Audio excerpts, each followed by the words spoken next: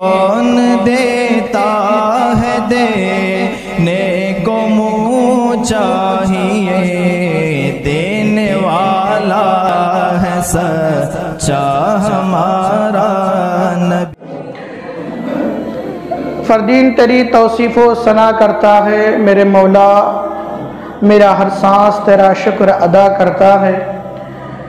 मेरे मौला तेरे आगे मेरी झुकती हुई पेशानी से मेरी हर बात का आगाज़ हुआ करता है और रिज़्क़ पहुँचाता है तू पत्थर में छुपे कीड़े को, तू ही सूखी हुई शाखों को हरा करता है। बड़ा नादान है तुझे दूर समझने वाला, मेरे मौला तू रगेजा से भी नज़दीक रहा करता है। ऐ खालिक़ कुल तू अपनी हिकायत का गवाह दे, कायनात की हर राज की साथ का गवाह दे और बिफरे हुए अम्बाज से तूफ़ान में नूह के लारैब सफ़ीने की हिफाजत का गवाह दे और इसारे खलीली में गो तेरा हुक्म आया था और इक़रार ज़बीही की इताअत का गवाह दे। ये कुर्बानी हज़रत इब्राहीम अलैहिस्सलाम से ही नहीं चली आ रही, बल्कि तमाम इंसानियत के बाप हज़रत आदम अला नबीना अलैहिस्सलातो व तस्लीम के दौरे नबूवत से कुर्बानी चली आ रही है। जब हज़रत इब्राहीम अलैहिस्सलाम जो हम कुर्बानी जो आज देते हैं, ये कुर्बानी का ताल्लुक़ हज़रत इब्राहीम व इस्माइल से। अल्लाह सुब्हानहू व तआला हर पैगंबर को आज़माता है, हज़रत इब्राहीम अलैहिस्सलाम को भी आज़माया। एक वक्त तो 70 साल तक तकरीबन कोई औलाद न हुई, बड़ी मिन्नतें मांगकर, बड़ी रोगिरदानी करते हुए, रातों को सजदे करते हुए अल्लाह से हज़रत इब्राहीम अलैहिस्सलाम ने इस्माइल को मांगा। अल्लाह सुब्हानहू व तआला ने 63 साल की उम्र में हज़रत इस्माइल जैसा खूबसूरत बेटा अता फरमाया, जिनके पेशानी में नूर मोहम्मदी की चमक और दमक नजर आ रही थी। हज़रत इब्राहीम अलैहिस्सलाम को फिर आजमाइश में डाला गया। कई आजमाइश में, इम्तिहान में कामयाब होकर चले आ रहे थे। अब आखिरी आजमाइश थी कि अपने बेटे को कुर्बान किया जाए।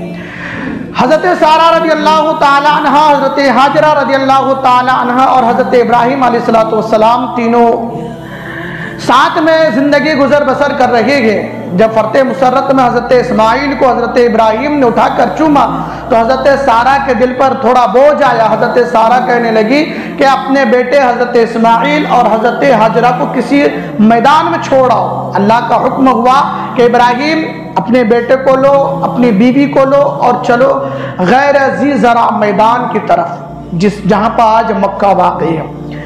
आज जहाँ पे मक्का वाक़ई है वहाँ पे चलो। हज़रत इब्राहीम अलैहिस्सलाम अपने बेटे को, नौमौलूद बच्चे को लेते हैं और हज़रत हाजरा को लेती है, इस्माइल की वालिदा को लेकर गैर अज़ीज़ ज़रा जो मैदान था, अब तो काफ़ी आबादी आ गई, काफ़ी महल्लात तामीर हो गई, काफ़ी शहर बस गया, मगर उस वक्त नामो निशान न था। इंसान तो इंसान की बात थी, वहाँ पे जानवर भी नज़र नहीं आया करते थे। ये वो वादी थी जहाँ वहशत भी कदम रखती थी डर डर कर। ये वो वादी थी जहाँ वहशत भी कदम रखती थी डर डर कर, जहाँ फिरते थे आवारा थपेड़े बादे सर सर कर। ये वो सरजमी है, ये वो सरजमी है न जहाँ घास उगती है न फूल खिलते हैं, मगर ये वो पाक सरजमी है जहाँ आसमां भी झुक के मिलते हैं। ये वो पाक सरजमी है जहाँ आसमां भी झुक के मिलते हैं। जहाँ पे दिन गुजारना मुश्किल था, वहाँ पे हाजरा ने रातें भी गुजारी थी। जहाँ दिन में वहशत तारी होती थी, खौफनाक डरावना माहौल होता था, हजरत इस्माइल को लेकर हजरत हाजरा वहाँ पे मुद्दतें गुजारी है। वहाँ पे बस्तियाँ आबाद की हजरत इस्माइल अलैहिस्सलाम और हजरत हाजरा ने। जब मुश्किज़ा था, मुश्किज़ा में कुछ पानी और खजूरें थी, कितने वक्त तक चलता वो खाना और पानी? कुछ देर, कुछ दिन तक, कुछ दिनों तक वो पानी चला। अब हजरत पानी भी ख़त्म हो गया। अब वो दाना मैदान है, न पानी है, न सब्ज शादाब है, न दाना है, न पानी है, कुछ नहीं था। हजरत इस्माइल अलैहिस्सलाम प्यास की शिद्दत थी, भूख की शिद्दत थी। अपने माँ के पिस्तान को दूध पीना चाहते थे, मगर पानी न होने की वजह से, आबोदाना न होने की वजह से हजरत हाजरा रज़ी अल्लाह ताला अन्हा के पिस्तान से दूध भी सूख गया था। अब बच्चा पीता तो क्या पीता। हजरत इस्माइल इस्लाम तड़पने लगे। और माँ की ममता बड़ी कमजोर होती है, माँ की ममता बड़ी दिल आवेश होती है, माँ की ममता बड़ी दिलकश होती है। जैसे हजरत इस्माइल अलैहिस्सलाम को तड़पता हुआ देखती है, हजरत हाजरा रज़ी अल्लाह ताला अन्हा मैदान में नजर उठाकर देखती है कि कहीं परिंदे तो नजर नहीं आ रहे हैं। परिंदे अगर नजर आ रहे हैं तो समझ जाइए कि वहां पानी नजर आ रहा है, वहां पानी का चश्मा नजर आ रहा है। बस इसी माँ की ममता थी, बेटे की तड़प को देखा ना गया। हजरत हाजरा अपने बेटे को एक पत्थर के नीचे सुला देती है और पानी की तलाश में निकल पड़ती है और एक सफा पर पहले चढ़ती है, पूरे इलाके में नजर दौड़ाती है, मगर कहीं पानी नजर नहीं आता है। माँ की ममता थी। देखते हैं कि आसमान जमीन को मिल रहे हैं मगर पानी नजर नहीं आ रहा है। फिर वहां से दौड़ती है, सफा पे से दौड़ती है, फिर मरवा पे आती है, फिर वहां पे पानी तलाश करती है, कहीं कहीं दूर दूर तक कहीं इलाके में पानी नजर आ जाए। ये माँ की ममता थी जो तड़पने पे मजबूर कर दी थी।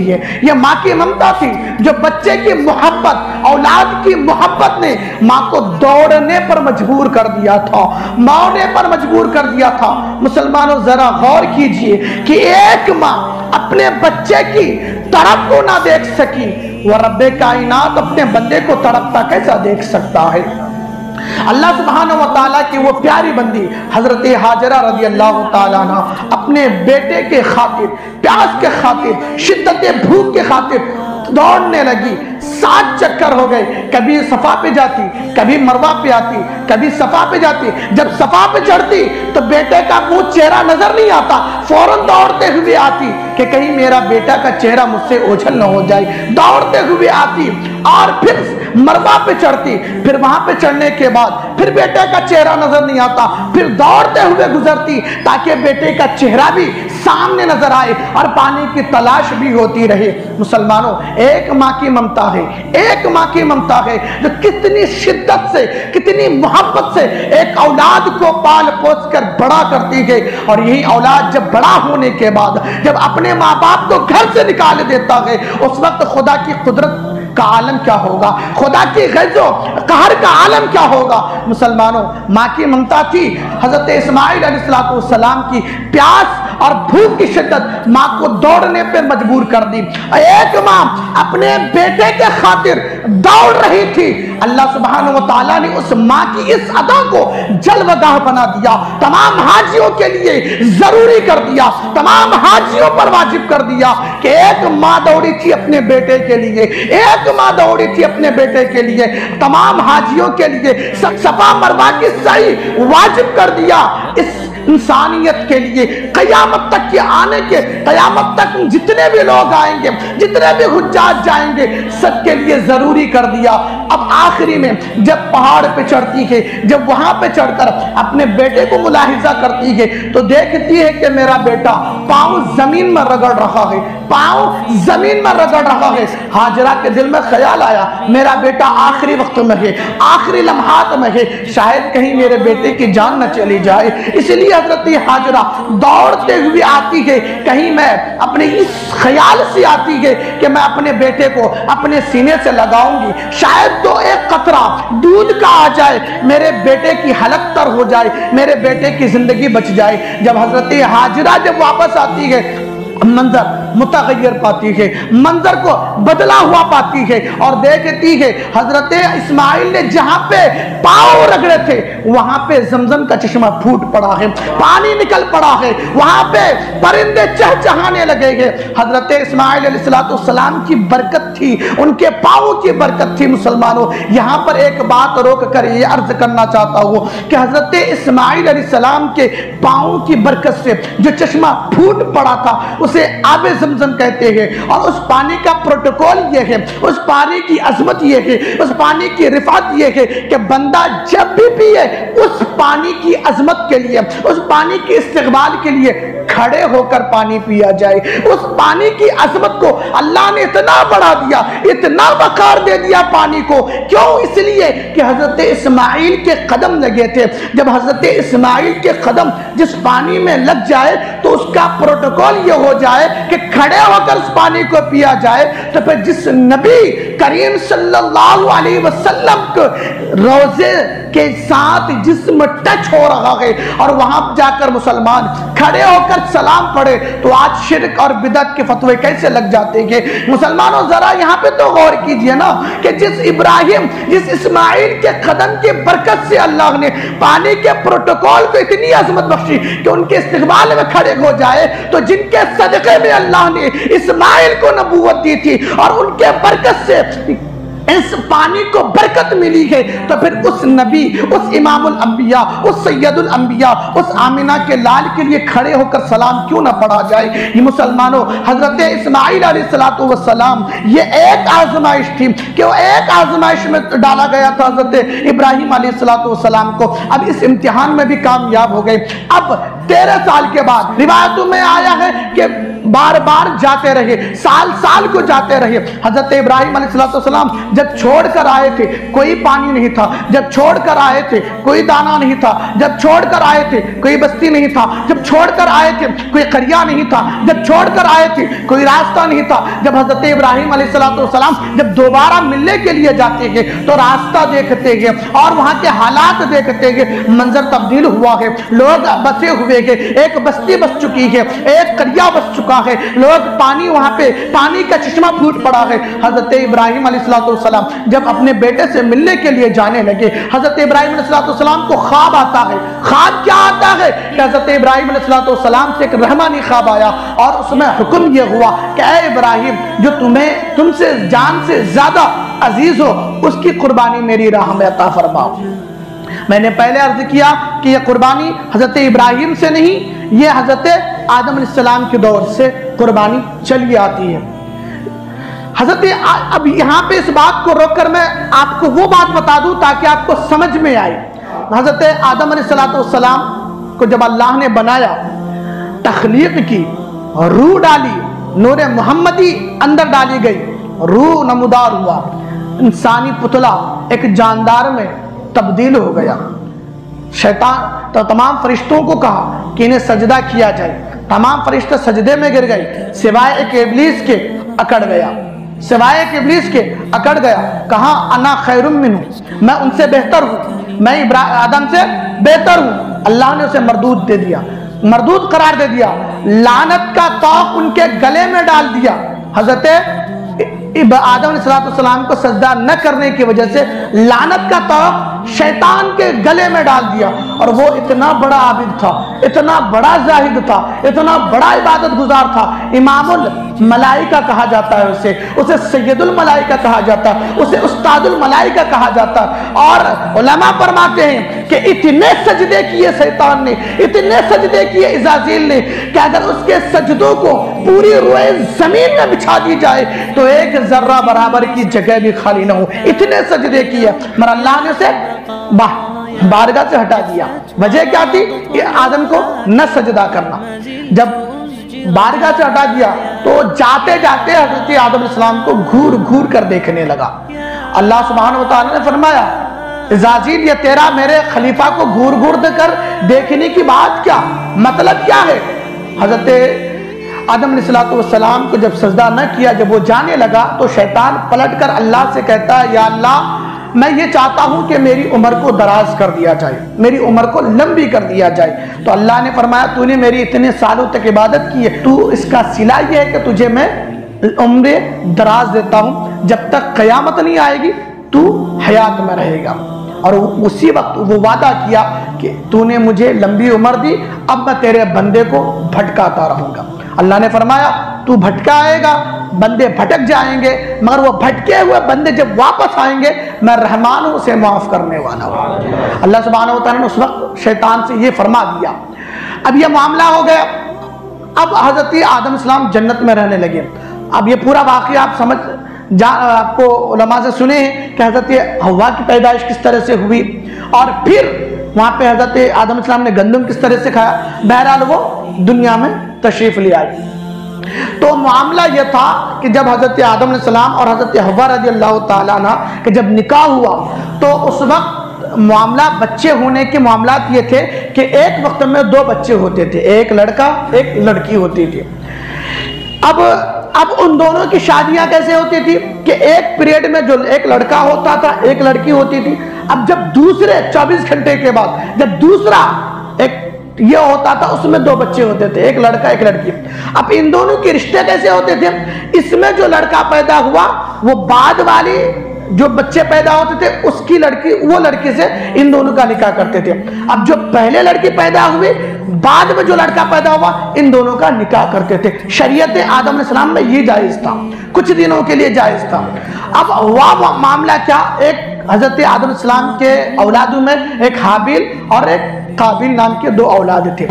हजरत हाबिल रज़ियल्लाहु ताला अन्हु पहले पैदा हुए, उनके साथ एक लड़की पैदा हुई, और काबिल दूसरे वक्त पैदा हुआ, दूसरे टर्म में उनके साथ एक लड़की पैदा हुई जिन्हें जनाबी अलकमा रज़ियल्लाहु ताला अन्हा कहा जाता है।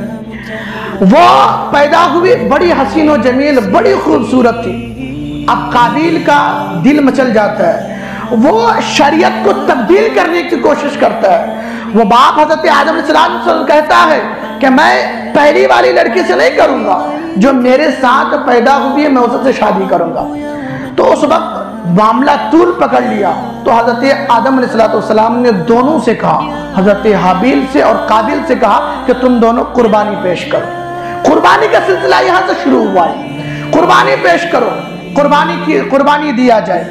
तो हजरत हाबिल रज़ियल्लाहु ताला अन्हु ने एक नफीस उम्दा खूबसूरत मेंढा, कई रिवायतों में आता है बकरी, तो गर्ज के मेंढा ज्यादा मशहूर है। हजरत हाबिल रज़ियल्लाहु ताला अन्हु ने एक खूबसूरत मेंढा कुर्बानी के लिए लाया, और उधर काबिल जो था वह एक सड़ा हुआ गेंदुम का एक ढेर लगा दिया। और उस वक्त कबूलियत की निशानी ये होती थी कि अगर जिसकी कुर्बानी अगर कबूल हो जाए तो उसकी कुर्बानी की निशानी ये होती थी कि आसमान से बिजली आती, और जिसकी कुर्बानी कबूल हो जाती तो उसके सामान को उठाकर ले चली जाती थी।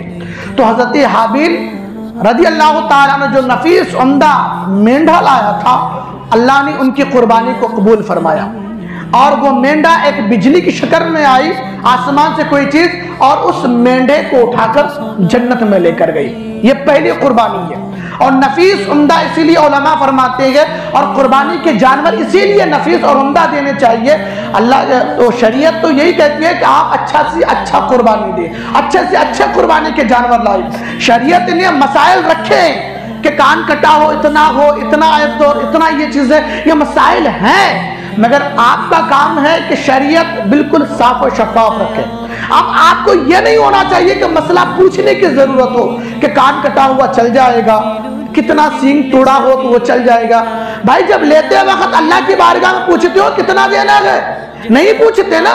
जब देने की बारी आती है तो क्यों पूछते हैं कि ये कान कटा हुआ चल जाएगा, ये पैर टूटा हुआ चल जाएगा। ये मसले की जरूरत नहीं है। आपको अल्लाह ने हुक्म दिया है, जितनी इस्तिताअत है उस इस्तिताअत के हिसाब से आप अच्छा से अच्छा कुर्बानी दें। जितना बेहतरीन कुर्बानी देंगे कयामत में आपके लिए वही सवारी बनने वाली है। आप जितना अगर कमजोर देंगे तो पुलसरात में हाथ के आमाल जितने उसमें डगमगाएंगे, तो जितना अच्छा देंगे आपके लिए। तो पहले कुर्बानी हजरत हाबिल की कुर्बानी कबूल हुई, जो मेंढा था जन्नत में ले गया। अब आइए यहाँ पे हजरत इब्राहिम अलैहिस्सलाम के बारगाह में।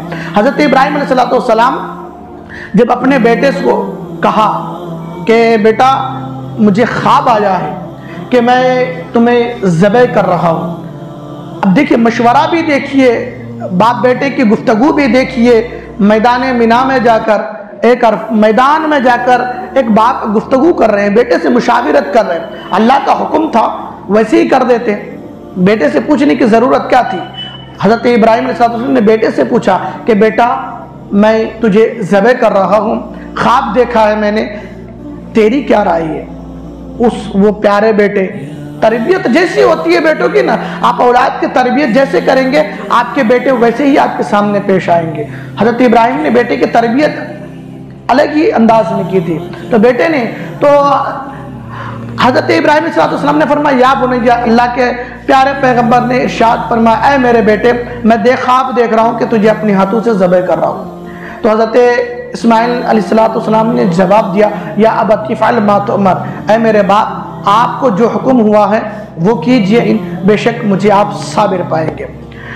हज़रत इब्राहीम अलैहिस्सलाम जब अपने बेटे को आखिरी आजमाइश है, जब बेटे को जब कुर्बान गाह में लिटा दिया, फलम्मा अस्लमा वतल्लहु लिलजबीन, रिवायतों में आता है, कुरान उसका मुफस्सिरीन किराम ने कई तरीके से इसके बयान फरमाया कि उनको औंधा लिटा दिया गया ताकि पीछे से छुरी चलाई जा सके। फिर दूसरी रिवायत में आया कि इस तरह से नहीं, सीधा ही लिटा गया, बस मुंडी को मोड़ दिया गया था जिस तरह से जानवर की मुंडी को मोड़ते हैं। फलम्मा अस्लमा वतल्लहु, सख्ती के साथ हज़रत इब्राहीम अलैहिस्सलाम ने अपनी छुरी को चलाई, छुरी चलने को राजी न हुई। वही पास पे एक पत्थर था, हज़रत इब्राहिम ने दे मारा और कहा, क्या चाकू तो एक पत्थर को काट देती, मेरे बेटे का नर्म और नाजुक रेशम से भी कमजोर गला तू उसे काटती क्यों नहीं है? तो वो छुरी बजुबानी हाल कहती है कि खलील, जिस रब ने तुझे आग से बचाया था, हुक्म दिया था आग को कि आग ठंडी हो जाए, और वो ठंडी हो गई थी, आज उसी रब ने आज छुरी को चलने से मना किया है।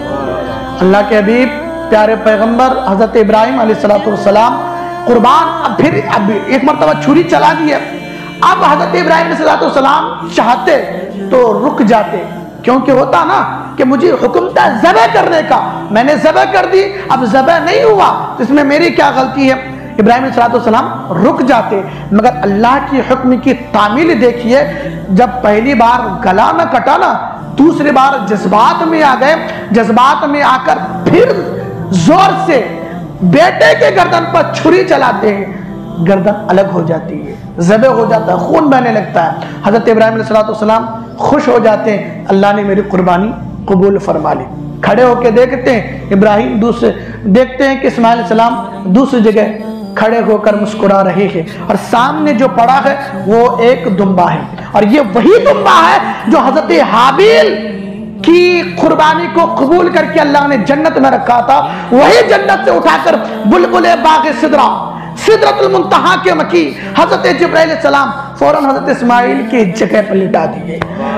एक कुर्बानी के जानवर की अल्लाह ने दो मरतबा कुर्बानी ली है, एक हज़रत इब्राहीम की और एक हज़रत हाबिल रज़ी अल्लाह तआला अन्हु की। तो इसीलिए हुक्म यह होता है कि जब भी आप कुर्बानी दें, अच्छे जानवर की कुर्बानी दें, और कुर्बानी के मसाइल अच्छी तरीके से मालूम रखें कि किस पर कब वाजिब होता है। आज हमारे पास एक रस्म चली हुई है, एक साल बाप के नाम से दे दिया, दूसरे साल बेटे के नाम से, बड़े बेटे के नाम से, तीसरे साल छोटे बेटे के नाम से, फिर उसके बाद हो गया फिर वालदा के नाम से, फिर हो गया, फिर उसके बाद चलते रहता है कि बीवी, पहली भाई की बीवी, दूसरी भाई की बीवी, तीसरी भाई की बीवी। मुसलमानों, ये जायज नहीं है, ये हम हीले बहाने लगाते हैं। कुर्बानी जिस पर वाजिब है उसको कुर्बानी वाजिब है, उसको कुर्बानी करनी ही पड़ेगी। इस साल कुर्बानी वाजिब नहीं है, मत कीजिए। बाप पर कुर्बानी वाजिब है, बाप ही करेगा। बेटे पे कुर्बानी वाजिब है तो बेटा ही करेगा, वो बाप के नाम से कुर्बानी नहीं दे सकता, और कुर्बानी अदा भी नहीं होती, इसके गुनहगार आप होंगे। तो बस कुर्बानी के मसाइल याद रखिए कि आजकल हमारी माँ और बहनें जेवरात तो रख लेती है, जेवरात तो खरीद लेती है, और मालिक भी बन जाती है, लाखों रुपए की मालिक बन जाती है, ना ज़कात अदा करती है ना कुर्बानी अदा करती है। फिर वक्त ये आता है कि वही जेवर और जेवरात रहन रखा कर उनके जिंदगी की भीख मांगनी पड़ती है इलाज और दवाखानों में जाकर। तो इसीलिए कुर्बानी के मसाइल भी समझ लेना जरूरी है कि कुर्बानी किस पर वाजिब है, कब वाजिब है और क्यों वाजिब है, किस तरह से कुर्बानी करनी है। ये जो रस्म चली हुई है, एक साल बाप के नाम से, एक साल बेटे के नाम से, खुदारा शरीयत को तब्दील करने की कोशिश न कर रहे। ये शरीयत को अगर हम तब्दील करेंगे तो फिर अल्लाह का अजाब के इंतजार मुंतजिर रहें कि अल्लाह का अजाब कब हमारे पर नाज़िल होगा। आपके ऊपर ज़कात वाजिब है, आपको मालूम नहीं तो आप उलमाओं से राब्ता कीजिए, मालूम कीजिए कि मैं इतनी मिल्कियत का आमिल हूँ, मैं इतनी मिल्कियत का मालिक हूँ, क्या मेरे ऊपर कुर्बानी वाजिब है? मैं इतने पैसों का मालिक हूँ, क्या मेरे ऊपर ज़कात वाजिब है? हम ये हमारे ज़िंदगी के मामलात हैं, ये हमें मालूम नहीं चलेगा, ये मामलात हमें मालूम नहीं है, मगर दुनियावी मामलात हम A to Z तमाम चीज़ें मालूम करते हैं कि कहाँ, क्यों, किस वजह से पूरे डीप में जाकर हम उसकी तफ्तीश करते हैं, मगर इस चीज़ को नहीं समझते कि कुर्बानी और ज़कात और ये तमाम शरई मसाइल किस तरीके से हैं। अल्लाह सुब्हानहू व तआला के बारगाह में दुआ करते हैं, अल्लाह सुब्हानहू व तआला हम तमाम की कुर्बानियों को कबूल मकबूल अता